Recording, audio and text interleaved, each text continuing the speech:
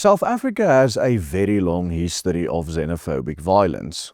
In fact, according to the University of Witwatersrand's XenoWatch, there had already been roughly 700 xenophobic killings in South Africa.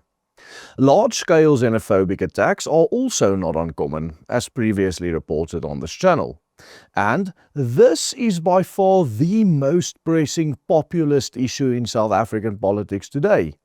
Yes, the biggest reason by far for the ANC's loss in support among the black electorate in this country stems from their inability to control the massive influx of illegal immigrants from, well, mostly the rest of Africa, which now number between 10 and 20 million in this country depending on your source. Yet, all these killings and attacks were just the issue simmering underneath over the past decade. Now today it is reaching a boiling point. You see, today illegal immigrants in South Africa have less than a week to either self-deport or be violently removed. This is the ultimatum set before the millions of people who currently reside and work in South Africa illegally. And if the organizations involved can mobilize their members to take part in this massive planned national action on Tuesday the 30th of June, we could very soon be witnessing the rise of anarchy to unprecedented levels in South Africa and probably the biggest xenophobic attack in this country's history. And major international human rights groups are now already raising the alarm of this planned action that is coming here in South Africa in a week's time. Yesterday, the International Commission of Jurists expressed grave concern about South Africa and called upon the South African government to urgently intervene to uphold basic human rights in the midst of the chaos that is about to ensue in this country.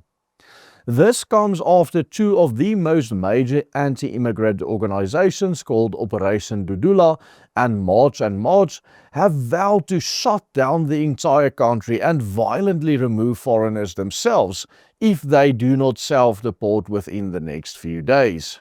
The organizations in question plan to enforce a national shutdown and start enforcing immigration laws themselves via mob justice on Tuesday the 30th of June if the illegal immigrants aren't out of the country by then.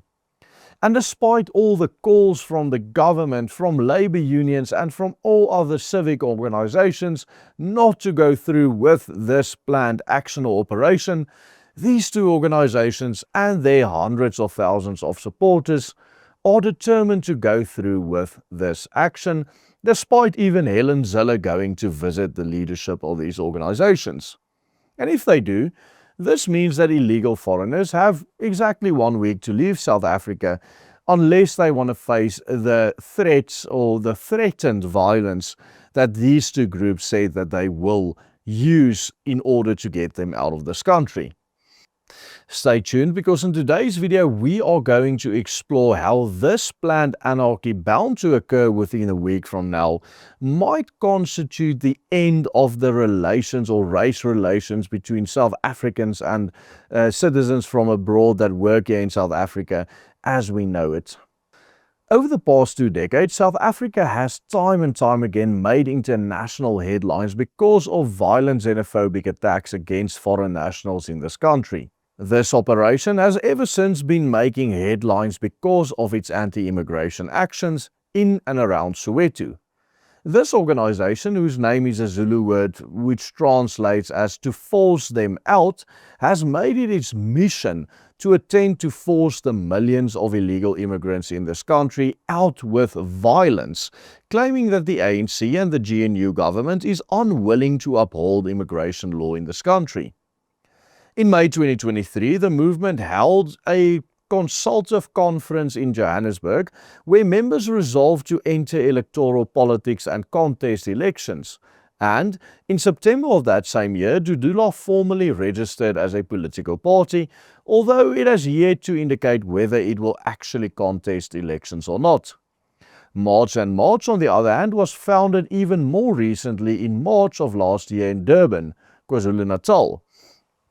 It frames itself as a grassroots citizen movement that aims to address the concerns regarding illegal immigration by South African citizens, but the organization seems to be centered around the leadership of Jacinta Ngobese Zuma.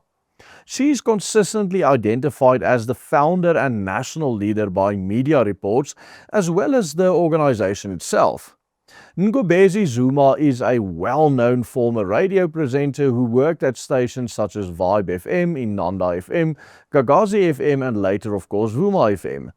It was on the back of her rise as a popular media personality in South Africa that she decided to become involved in civil politics as a prominent anti-immigration activist.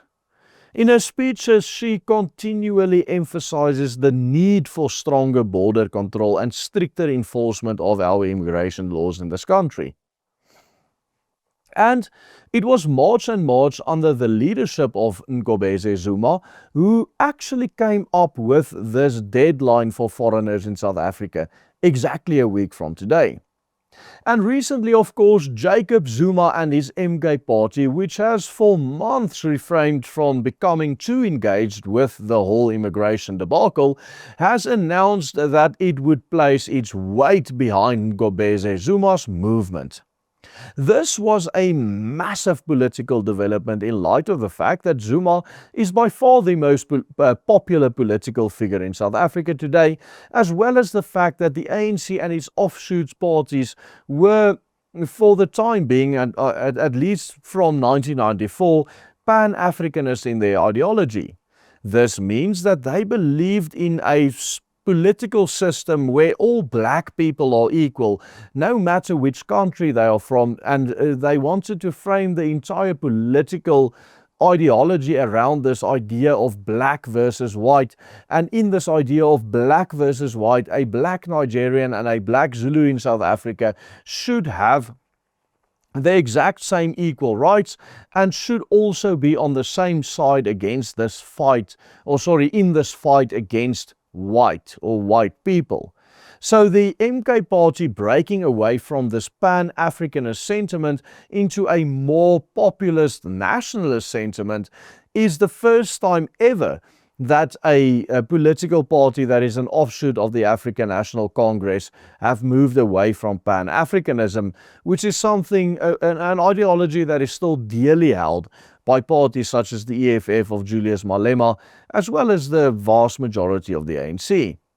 In this regard, the MK party has also distanced itself from both the EFF and the ANC, who have been consistently condemning any and all xenophobic movements due to their Pan-Africanism. The ANC and its Pan-Africanist daughter parties claim that organizations such as Dudula and March violate the human rights of other blacks or other Africans.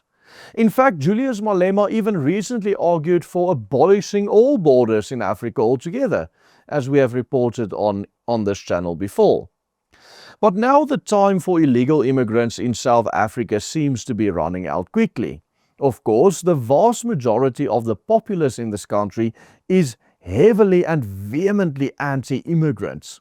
In a recent thread made openly on the platform X, Dudula claimed that if foreigners don't leave this country by next Tuesday, they will, and I quote, bleed. The Willem Petzer Group recently spoke with many sources who employ illegal immigrants and who stated that for their own safety, they have let the employees go and told them to get out of the country before this coming weekend because they themselves fear that these threats by Dudula and other organizations do actually carry water. If organizations such as Dudula and March now succeed in going through with the planned action on the 30th of June, and the government and law enforcement agencies are unable to stop them, this national shutdown that is threatened has the potential to bring this entire country to a standstill. And if violence erupts and escalates badly as it happened with previous xenophobic attacks, just on a much bigger scale this time, citizens who might not even have anything to do with the conflict may find themselves inadvertently caught in the crossfire in the middle of all of this.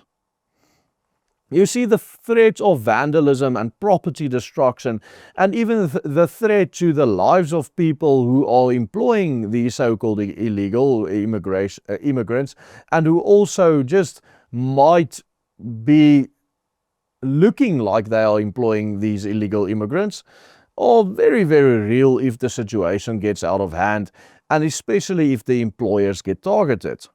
Moreover, in such a scenario, minorities who are not even foreigners themselves might also find themselves under the threat, especially given the prevalence of the genocidal rhetoric aimed at white people in this country over and over again, who are often framed in the public discourse as being colonizers and settlers anyway, and who also are the ones who are constantly being accused of employing illegal immigrants above black South Africans.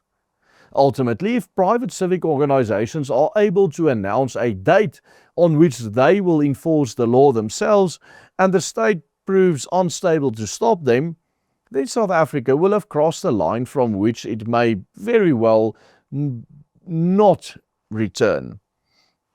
At this point, the issue will no longer just be immigration. It will be whether the government of South Africa still possesses a monopoly on the use of violence, whether the law still applies equally to everyone, and whether political disputes in South Africa will in the future be settled through democratic institutions or voting, or, on the other hand, through mass mobilization and intimidation and violence. If June 30th spirals out of control, it may be remembered not merely as another protest, but as the day millions of South Africans realized that the government was no longer in control and that violence was something that can be used by all. And this in and of itself will have immense repercussions for the future of this country, of course. In a recent video, we highlighted how the recent rise of xenophobia to absolute record levels in South Africa over the past few years indicates that the Rainbow Nation dream of the 90s is just finally coming to an end and, frankly, dead in the water. Check out that full report by clicking on this link appearing on your screen right now. We believe you will find it very interesting.